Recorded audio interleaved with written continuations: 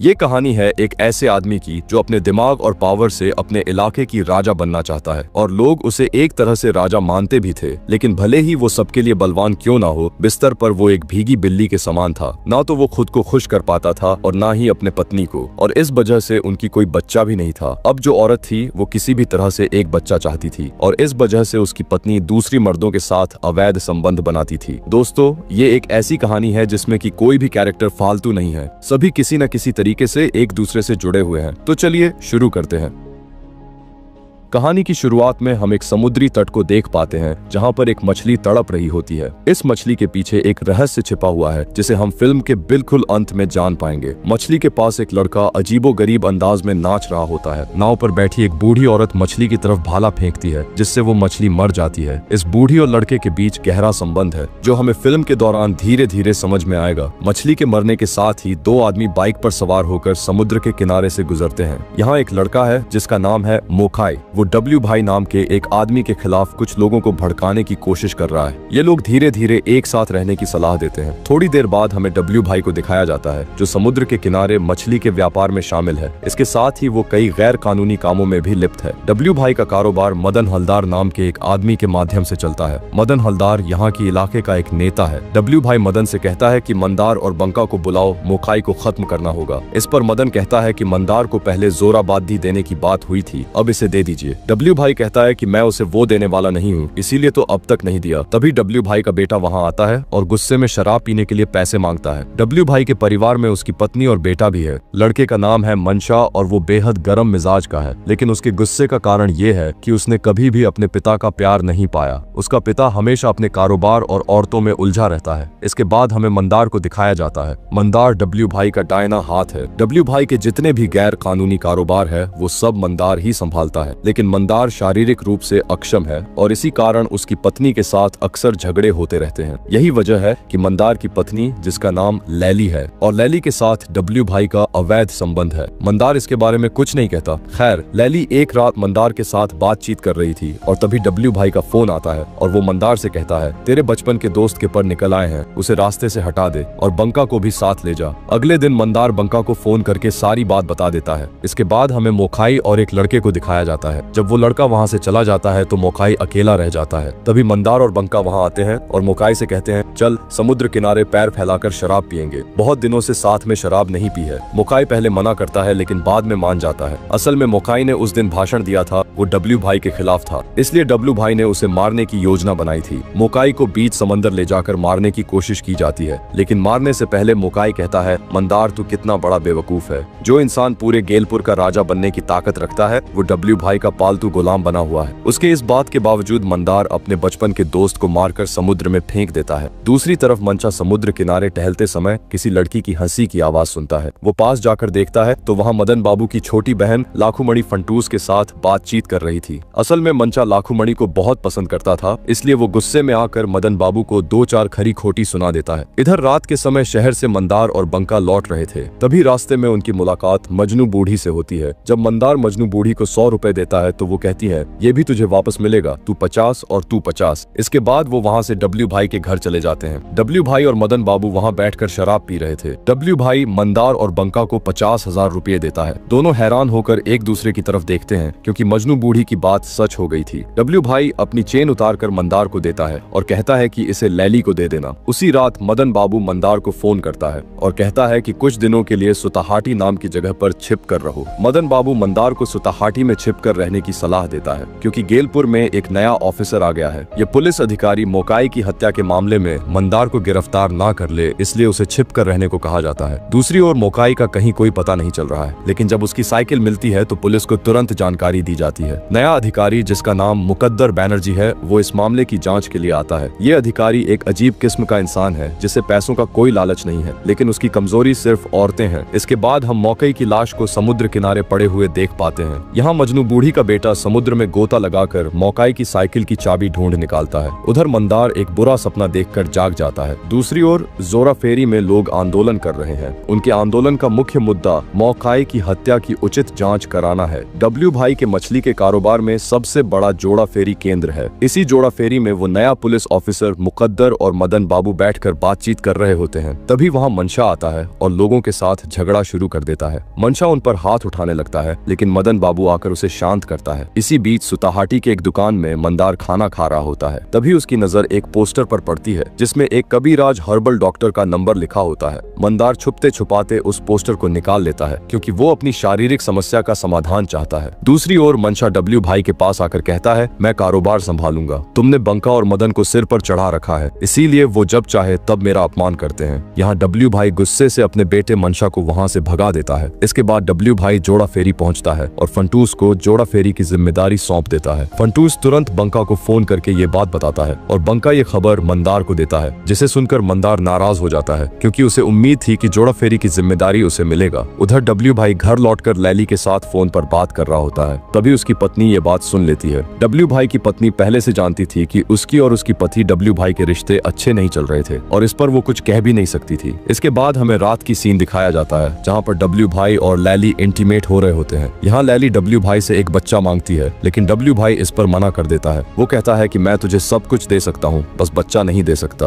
क्योंकि मेरी भी फैमिली है। थोड़ी देर बाद लैली मंदार को फोन करती है और उसे डॉक्टर से मिलने के लिए कहती है। अगले दिन मंदार उस पोस्टर में दिए गए पते पर डॉक्टर से मिलने जाता है। इसी बीच डब्ल्यू भाई की पत्नी लैली के पास आती है और उसे बहुत खरी खोटी सुनाकर वहाँ से चली जाती है। जब डब्ल्यू भाई की पत्नी चली जाती है तो मंदार लैली को फोन करके बताता है कि डॉक्टर ने उसे दवाइयाँ दी हैं। लैली मंदार से कहती है, अगर मैं कहूँ कि किसी को मार डाल तो क्या तू मार पाएगा? मंदार पूछता है, क्यों, क्या हुआ? लैली कहती है, तू कब आएगा? मंदार जवाब देता है, कल सुबह आ जाऊंगा। इसके बाद हमें मजनू बूढ़ी के लड़के को दिखाया जाता है जो उसे बताती है कि राजा लौट रहा है। मजनू बूढ़ी पेड़ से उतरकर कहती है, लौटने दे राजा को। इधर मंदार घर वापस लौट चुका होता है और इस बार वो लैली के साथ शारीरिक संबंध बनाता है। लैली उसे कहती है, तू राजा बनेगा, डब्ल्यू भाई का दर खत्म हो चुका है, अगर तू मेरी बात मानेगा तो मैं तुझे बच्चा दूंगी। अगले सीन में मदन बाबू, मजनू बूढ़ी, फंटूस और लाखुमणि की कुछ व्यक्तिगत वीडियो मंदार को भेजता है और कहता है कि मौके की हत्या के मामले को चुनाव से पहले सभी को बता देगा। वो ये भी कहता है कि अगर लोग जान जाएंगे कि मौके को किसने मारा तो कोई भी मदन बाबू को वोट नहीं देगा। मदन बाबू डब्ल्यू भाई से कहता है, मनशा को कुछ दिनों के लिए नए इलाके में भेज दो, जिस पर डब्ल्यू भाई मंदार और बंका को बुलाता है क्योंकि मनशा डब्ल्यू भाई की बात नहीं मानता। डब्ल्यू भाई अपनी पत्नी से कहता है कि वो मनशा को राजी कराए। इसी बीच लैली और मंदार एकांत में समय बिता रहे होते हैं। तभी बंका आता है और मंदार को बुलाता है। लैली बंका को अंदर आने के लिए कहती है, लेकिन बंका की नजर लैली पर जाती है जो कि सिर्फ पेटीकोट पहनी हुई थी। यहाँ लैली बंका को भी अपने प्यार में गिराने के लिए लुभाती है, लेकिन बंका अपनी सर नीचे कर लेता है। फिर दोनों जब डब्ल्यू भाई के घर पहुँचते हैं तो डब्ल्यू भाई मंदार को जिम्मेदारी सौंपता है कि वो मनशा को सुताहाटी के घर तक पहुँचाए। डब्ल्यू भाई के कहने पर रात को मंदार और मनशा बाइक से निकल पड़ते हैं और रास्ते में एक दुकान से शराब खरीदते हैं। वहाँ मंदार की मुलाकात मुकद्दर बैनर्जी से होता है और दोनों के बीच कुछ बातचीत होती है। इसी बीच लैली अपने घर को मोमबत्तियों से बहुत सुंदर तरीके से सजाती है। वहीं बंका लैली के बारे में सोचता रहता है। दूसरी ओर डब्ल्यू भाई लैली के पास आता है और कहता है, क्या बात है, आज तूने खुद मुझे बुलाया? लैली जवाब देती है, आज ही बुलाया, आगे से नहीं बुलाऊंगी। मंदार और मनशा फिर सुताहाटी के घर पहुंचते हैं जहां काम वाले की तबीयत खराब थी, इसीलिए मंदार और मनशा उसे घर भेज देते हैं। जब मनशा अपने पिता से बात करने बाहर जाता है, मंदार उसकी शराब की बोतल में बेहोशी की दवा मिला देता है और थोड़ी देर बाद मनशा जब उस शराब को पीता है तो वो बेहोश हो जाता है। इस बीच मंदार बैग लेकर अपने घर की ओर निकल पड़ता है। रास्ते में उसे अपने बचपन के दोस्त मोखाई की याद आती है और वो सोचता है कि उसकी शादी में उसने कितनी मस्ती की थी। उसे ये भी याद आता है कि शुरुआत से ही डब्ल्यू भाई उसकी पत्नी पर बुरी नजर डाल रहा था। गेलपुर आते समय मंदार समुद्र के पास एक साइकिल पर चढ़कर अपने घर की ओर जा रहा होता है। तभी समुद्र के किनारे मुकद्दर बनर्जी एक लड़की के साथ इंटीमेट हो रहा होता है। रास्ते में जब मंदार मजनू बूढ़ी के पास से गुजर रहा होता है तो उसकी मुलाकात मजनू बूढ़ी से हो गई। उधर मंदार के घर में डब्ल्यू भाई बेड पर सो रहा था। जब मंदार घर आता है तो वो डब्ल्यू भाई को उसके बीबी के साथ देख लेता है, जिसे देखकर वो गुस्सा हो जाता है और डब्ल्यू भाई को जान से मार देता है। बाहर डब्ल्यू भाई का ड्राइवर इंतजार कर रहा था। इस बीच डब्ल्यू भाई की पत्नी का फोन आता है और जब वो घर के अंदर आता है तो वो देखता है कि डब्ल्यू भाई मर चुका है। ठीक उसी समय मंदार पीछे से उसका मुंह दबाकर एक गोली चला देता है और ये सीन यहीं पर कट हो जाता है। अगले सीन में डब्ल्यू भाई का डेड बॉडी समुद्र के किनारे पड़ा होता है। सभी लोग वहाँ इकट्ठा हो जाते हैं और लैली भी दौड़ते हुए वहाँ पहुँचती है। वहाँ पर इंस्पेक्टर मुकद्दर बैनर्जी भी होता है। यहाँ लैली उसे देखती है है और उसकी बाहों में बेहोश होकर गिर जाती है। इंस्पेक्टर मुकद्दर उसे संभालती है और उसकी प्राइवेट पार्ट्स को ताड़ने लगता है। इधर बंका फंटूस को बाहर भेज देता है क्योंकि उसे जोड़ा फेरी की जिम्मेदारी दी गई है। बंका को डर है कि मंदार कहीं उसे भी ना मार दे। डब्ल्यू भाई की पत्नी मदन से कहती है कि मेरे मंशा को इस इलाके में मत आने देना,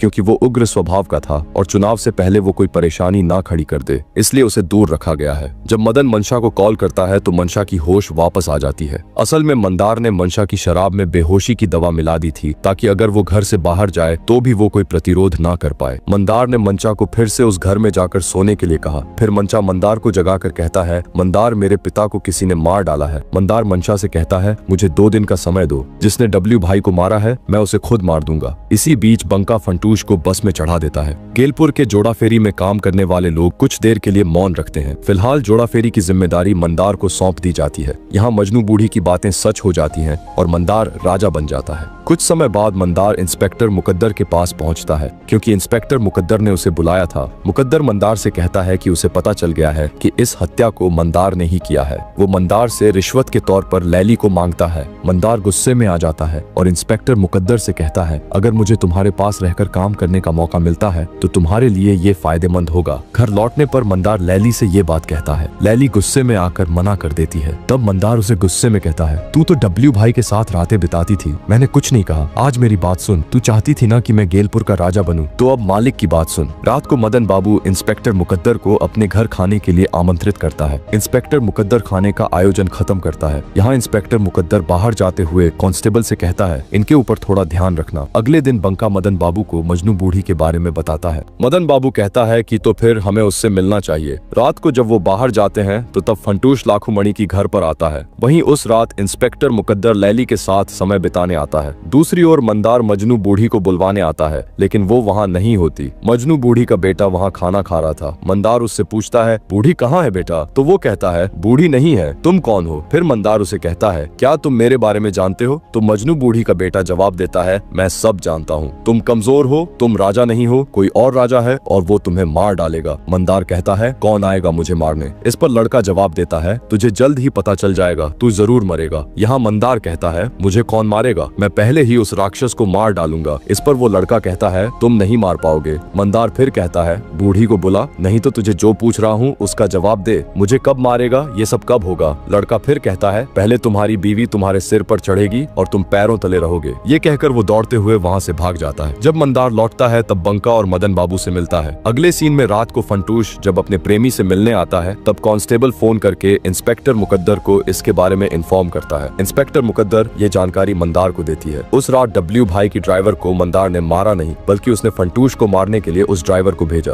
दूसरी ओर जब मदन और बंका घर लौटते हैं तो उन्हें पता चलता है कि फंटूश वापस आ गई है। बंका मदन बाबू के घर से फंटूश को लेकर जब अपने घर लौट रहा था तब ड्राइवर गलती से फंटूश को मारने के बजाय बंका को मार देता है। वहीं मंदार बैठकर शराब पी रहा था। अचानक वो देखता है कि बंका उसके सामने बैठा हुआ है। मंदार डर के मारे पानी में गिर जाता है, क्योंकि उसे तो ये पता था कि बंका मर चुका है, तो फिर वो यहाँ कैसे आया? असल में ये बस उसकी एक भ्रम था। दूसरी ओर लैली खून से सनी चद्दर को धो रही थी। डब्ल्यू भाई को मारने के बाद लैली को हेलुसिनेशन होने लगे थे, जिसमें चादर पर खून के धब्बे थे। अगले सीन में डब्ल्यू भाई की पत्नी डब्ल्यू भाई की तस्वीर में अगरबत्ती अर्पित कर रही होती है, लेकिन तभी उसे गुस्सा आती है और वो अगरबत्तियों को डब्ल्यू भाई की तस्वीर की ओर फेंक देती है और भोला से कहती है कि डब्ल्यू भाई का कमरा खोल दो। वहाँ से वो डब्ल्यू भाई की पिस्तौल ले लेती है। इधर सुबह जब ड्राइवर मंदार के पास आता है तो वो देखता है कि मंदार बेहोश पड़ा हुआ है। ड्राइवर मंदार की आंखों में पानी छिड़कता है। मंदार को होश आता है और वो उठकर बैठता है। यहाँ ड्राइवर मंदार को बताता है कि उसने फंटूस को मार नहीं सका। उसके लिए वो मंदार से बहुत माफी मांगता है, लेकिन मंदार ड्राइवर की कोई बात नहीं सुनता और उसके पेट में बोतल तोड़कर घुसा देता है, जिससे उसकी वहीं पर मौत हो जाता है। दूसरी ओर मदन और फंटूश मंशा के घर आते हैं। घर के नौकर उन्हें सब बता देते हैं कि उस दिन मंदार की बातें सुनकर वो घर गया था। ये सुनकर वो रोने लगते हैं और सब समझ जाते हैं कि मंदार ने ही डब्ल्यू भाई को मारा था। मंदार घर लौटता है और देखता है कि लैली वही चादर धो रही है जिस चादर में उसने डब्ल्यू भाई को मारा था। मंदार पूछता है क्या हुआ, तो लैली फिर से उस चादर को धोने लगती है और मंदार उसे डांटते हुए कहता है, क्या हुआ, पागल हो गई हो क्या? लैली डरते हुए कहती है, चादर में डब्ल्यू भाई का खून का दाग नहीं जा रहा है रे। इस पर मंदार लैली को गले लगा लेता है। दूसरी ओर हमें मजनू बूढ़ी को दिखाई जाती है जो उसकी बेटे को मार रही है, क्योंकि उसने मंदार को राक्षस के बारे में बता दिया था। जब लड़का वहाँ से चला जाता है तो मजनू बुढ़िया कहती है कि इंसान से दूर रहना चाहिए। कब इंसान को खा जाए कौन जानता है। सभी इंसानों को भूख का ही दोष है, मूर्ख इंसान राक्षस होते हैं। दूसरी ओर मंदार अपनी पत्नी से बात करता है और कहता है, आज मुझे मटन खाना है, जल्दी से लाओ और बहुत सारा लाओ, कबाब बनाकर खाएंगे, एकदम बढ़िया सा बनाना। इस पर लैली कहती है कि खाना अगर बढ़िया ना बना तो क्या करोगी, गोली मार दोगे? यहाँ मंदार उसे गले लगा लेता है। तभी लैली कल्पना करती है कि डब्ल्यू भाई बिस्तर पर बैठा हुआ लैली को देख रहा है और वहीं मंदार भी कल्पना कर रहा होता है कि बंका भी उसे देख रहा है। इसके बाद लैली मटन लेने चली जाती है, जबकि डब्ल्यू भाई की पत्नी लैली को मरने पिस्तौल के साथ मंदार के घर आती है, जहाँ पर वो मंदार को देखती है और उसे मरने के लिए पिस्तौल निकालती है, लेकिन मंदार उसको पकड़ लेता है और उसके साथ जबरदस्ती करता है। इतने दिनों तक डब्ल्यू भाई ने मंदार की पत्नी के साथ मजे लिए थे और अब मंदार उसकी बदला लेता है उसके पत्नी के साथ जबरदस्ती करके। यहाँ मजनू बूढ़ी का लड़का ये देख लेता है और जोर जोर से हंसने लगती है। मंदार उसे भगाने के लिए उठता है और देखता है कि लैली उसके पीछे खड़ी है। दूसरी ओर मदन बाबू की बहन इंस्पेक्टर मुकद्दर को 2 बजे आने के लिए कहती है। घर पर कोई नहीं है, इसलिए मंदार दोपहर का भोजन करती है और सो जाती है। लैली काम खत्म करती है और वो चादर लेती है जिस पर डब्ल्यू भाई की खून लगी हुई थी। इधर मंदार अपने सपनों में मरे हुए लोगों को देखती है, जिससे उसकी नींद टूट जाता है। वो लैली को खोजने के लिए उठता है, लेकिन वो कहीं नहीं मिलती है। तभी उसे घर के बाहर एक लड़का दिखाई देता है जो उस पर हंस रहा था। मंदार को उसके ऊपर गुस्सा आता है और वो उसे मारने के लिए उसके पीछे जाता है। यहाँ वो लड़का मंदार को समुद्री तट पर ले जाता है, जहाँ पर मंदार देखती है कि नाव में एक लकड़ी पर लैली की लाश लटक रही है, जिसे देखकर मंदार की तो होश उड़ जाती है। दूसरी ओर इंस्पेक्टर मुकद्दर लाखूमणि के पास आता है। मुकद्दर कपड़े उतारकर शारीरिक संबंध बनाने के लिए रेडी हो ही रहा होता है कि तभी पीछे से मदन बाबू और फंटूश उसकी वीडियो बना लेते हैं। फिर उस वीडियो से मुकद्दर को ब्लैकमेल करते हैं और उसे मंदार को बुलाने के लिए कहता है। असल में मदन बाबू घर पर ही था और ये सब मदन बाबू और फंटूस का प्लान था। उन्होंने इंस्पेक्टर मुकद्दर को फंसा दिया। दूसरी ओर मंदार ने उस लड़के को पकड़ लिया और उससे पूछा, मुझे कौन मारेगा? लड़का ये सुनकर हंसी में झूमने लगा। गुस्से में आकर मंदार ने लड़के के गले में एक रस्सी डाल दी और उसे पेड़ से लटका दिया। तभी वहाँ मजनू बूढ़ी लकड़ी लेकर आती है और देखती है कि उसका बेटा रस्सी से लटका हुआ है और दूसरी ओर रस्सी पकड़कर खड़ा है मंदार। मजनू बुरी कहती है, उसे छोड़ दे, नहीं तो कल तेरा बुरा होगा। मंदार किसी की भी बात नहीं सुनता और वो लड़के को मार डालता है। मजनू बूढ़ी गुस्से में कहती है, तू इंसान नहीं, राक्षस है। दरअसल लड़के ने जो राक्षस की बात की थी वो मंदार को ही निशाना बनाकर कहा था। दूसरी ओर डब्ल्यू भाई की पत्नी से अपने शरीर को धो रही थी। तभी मंशा अपनी माँ की सफेद साड़ी लेने आती है ताकि उसी साड़ी से मंदार को मारा जा सके। उधर मंदार को जहाँ आने के लिए कहा गया था वहाँ वो जा रहा था। इंस्पेक्टर मुकद्दर भी वहाँ आता है। मजनू बूढ़ी एक भाला और उस लड़के की लाश लेकर चला जाता है। मंदार समुद्र के किनारे आता है और देखता है कि एक नाव पर 2 बच्चे बैठे हैं जिनके साथ लैली है। मंदार खुशी से उन्हें देखता है और लैली से बात करने लगता है। असल में वो लैली नहीं थी बल्कि लाखूमणि थी। मंदार लाखूमणि को देखकर लैली की कल्पना कर रहा था। ठीक तभी पीछे से फंटूश और मंशा आकर उसे मारने लगते हैं, लेकिन वो मंदार के साथ ज्यादा कुछ नहीं कर पा रहे थे। लेकिन तभी अचानक पीछे से कोई एक भाला फेंकता है जो कि मंदार के गले में घुस जाता है और उसे मार देता है, ठीक वैसे जैसे उसने डब्ल्यू भाई को मारा था। यहाँ आपको याद दिला दूं कि मंदार की मौत ठीक उसी तरह से होता है जैसा हमने फिल्म के शुरुआत में मछली को मरते हुए देखा था, और तब भी मजनू बूढ़ी ने भाला फेंकी थी और यहाँ भी मजनू बूढ़ी ने ही भाला फेंका। और इसी के साथ ये कहानी यहीं पर खत्म हो जाता है। तो दोस्तों, कैसी लगी आपको ये कहानी? उम्मीद करूंगा कि आपको ये कहानी पसंद आई होगी। मिलते हैं एक और अनोखी कहानी के साथ।